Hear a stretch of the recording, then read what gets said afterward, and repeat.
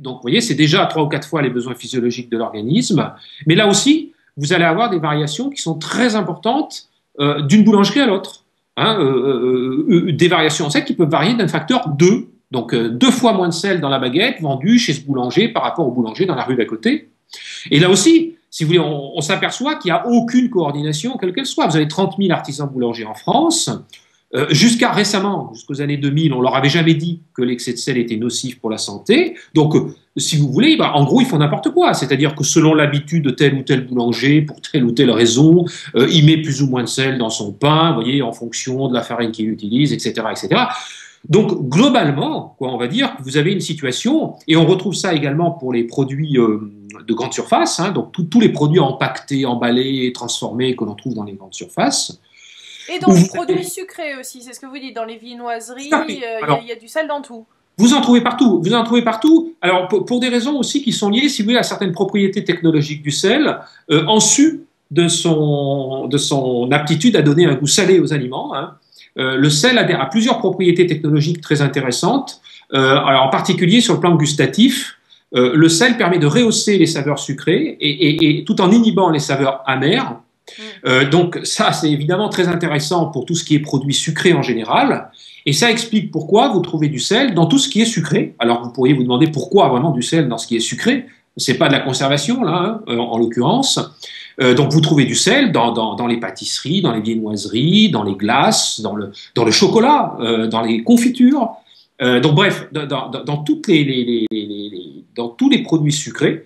Donc vous en trouvez également dans tout ce qui est céréales petit déjeuner, hein, donc tout ça, vous allez trouver des quantités de sel aussi très variables, là encore, d'un produit à l'autre, donc qui montre bien, si vous voulez, encore une fois, c'est une utilisation très aléatoire, très pragmatique, mais vous voyez, très variable d'un fabricant à l'autre.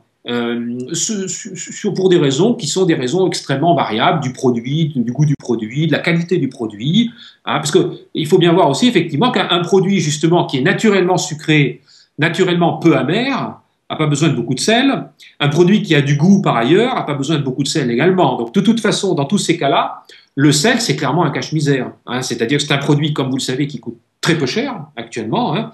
Donc c'est un produit qui avec un très bas coût permet de donner un peu de goût à des aliments qui ne vont pas en avoir beaucoup, hein. Donc je dirais que la teneur en sel d'un produit, quelque part, c'est clairement un marqueur de la qualité du produit. Ouais. Plus la teneur en sel est élevée, plus vous avez des chances que votre produit soit de qualité inférieure, quoi. Et il y a des combinaisons, je veux dire, sucre-sel, comme ça pose problème, parce que le sucre aussi, oui, c'est pas la polémique d'aujourd'hui, mais il y a quand même des problèmes par rapport au sucre. Alors, oui, tout à fait. Si vous voulez, là, vous vous retrouvez avec des aliments, effectivement, qui vont être des aliments qui vont cumuler tous les problèmes, hein. C'est-à-dire qu'ils vont se retrouver comme étant des aliments donc trop salés, trop sucrés, voire trop gras. Hein, donc, par exemple, certains types de céréales petit déjeuner, hein, par exemple, qui cumulent les trois, hein, si je puis dire, donc vraiment qui sont sur le plan nutritionnel vraiment des produits complètement déséquilibrés, quoi, au sens le plus profond du terme.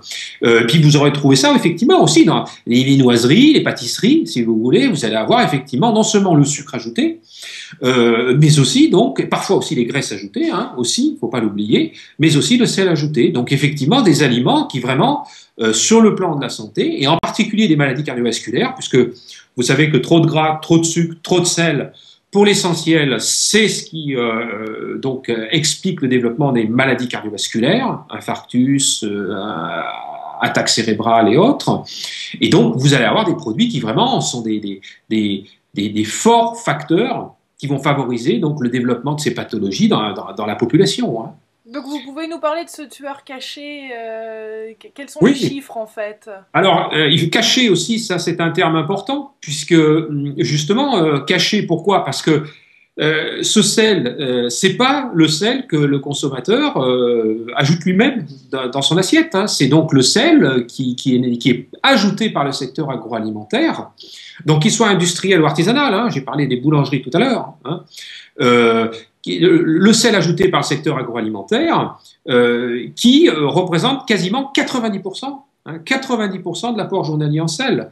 C'est-à-dire sur les 8 à 10 grammes de sel que nous consommons en moyenne chaque jour, eh bien 8 à 9 grammes c'est du sel qui est ajouté par le secteur agroalimentaire.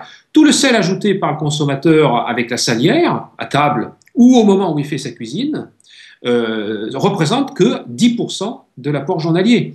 Donc, autrement dit, vous avez essentiellement une surconsommation de sel, qui est donc une surconsommation de sel inconsciente, hein, à l'insu du consommateur, qui n'est pas du tout conscient de consommer des quantités de sel aussi importantes. Donc, il faut bien voir en France, si vous voulez, que la consommation de sel, qui est en moyenne de 8 à 10 grammes de sel, varie en fait d'un individu à l'autre. Hein. Donc, ça, c'est la consommation moyenne de sel reflète donc des variations très importantes de consommation d'un individu à l'autre. Vous avez en France des gens qui consomment habituellement très peu de sel, 1 à 2 grammes de sel par jour, donc des apports en sel correspondant à peu près aux besoins physiologiques, ce qui montre que c'est possible dans un pays comme la France au jour d'aujourd'hui de consommer très peu de sel. Hein. Et à l'inverse, vous avez d'autres personnes qui consomment donc beaucoup de sel, donc les forts consommateurs, qui vont consommer jusqu'à 20-25 grammes de sel par jour. Et ce qui est extraordinaire, si vous voulez, c'est que lorsque vous questionnez ces gens sur avez-vous conscience de consommer beaucoup de sel, peu de sel, ou si vous leur demandez s'ils font attention à leur consommation de sel, vous vous apercevez qu'il n'y a aucune corrélation entre leur réponse et leur consommation de sel réellement mesurée. Donc, par exemple, les gens qui consomment 1 à 2 grammes de sel font autant attention à leur consommation de sel que les gens qui consomment 20 à 25 grammes de sel par jour, ce qui montre, de manière très directe, que cette consommation de sel est imposée à la population, hein, et en plus, à son insu. Hein. Donc, vous voyez, donc, une situation qui est aussi vraie pour l'excès de sucre et l'excès de graisse, qui sont essentiellement cachés également, et qui est une situation, vous voyez, quand même assez différente, par exemple, des problèmes liés à l'alcoolisme et au tabagisme, hein, par exemple, où là, quand même, vous avez quand même, malgré les phénomènes d'addiction, vous avez quand même encore, disons, un certain libre arbitre, malgré tout, du consommateur, hein, qui choisit ou pas de fumer ou de boire. Ce n'est pas le cas pour ces problèmes déséquilibrés sur le plan de l'ajout de sel, de sucre ou de graisse, pour lesquels, si vous voulez, tout se fait, je dirais, donc à l'insu du consommateur. Hein. Donc on est dans une situation quand même très particulière, hein, qu'on pourrait quand même, enfin qu'on peut qualifier scandaleuse, puisque là, si vous voulez, c'est le libre arbitre de chacun qui est remis en question, hein, puisque donc c'est comme si on poussait tout le monde à boire et à fumer, ce qui déclencherait probablement, hein, des révoltes certaines. Donc il faut bien voir que les problèmes de déséquilibre nutritionnel actuellement, c'est ce cadre-là, hein, donc un cadre imposé donc Ça fait combien de morts tous les ans Oh là là, alors donc, écoutez, alors vous pouvez donc attribuer à chacun de ces déséquilibres nutritionnels, vous pouvez attribuer donc une part de la mortalité annuelle constatée en France. Alors pour l'excès de sel, par exemple, donc la part liée à l'excès de sel dans l'alimentation a été évaluée donc dans plusieurs pays maintenant. En France, cela correspondrait à peu près à 30 000 morts par an, donc directement liées à l'excès de sel. Pour l'essentiel, ce sont des morts liées à des accidents cardiovasculaires, hein, donc infarctus du myocarde et attaque cérébrale. Et ça, c'est donc majeur, en sachant également qu'il y a les morts, mais vous avez également aussi toutes les personnes qui sont victimes de ces accidents cardiovasculaires, oui, mais qui n'en meurent pas, et qui portent ensuite des handicaps très lourds. Hein, pour chaque mort par accident cardiovasculaire, vous avez 2 personnes qui ont eu un accident cardiovasculaire mais qui n'en sont pas morts, mais qui portent des handicaps très très importants. Voilà, parce que j'avais lu, moi, 75 000 accidents cardiovasculaires et 25 000 décès. C'est ça, voilà. Et si vous voulez,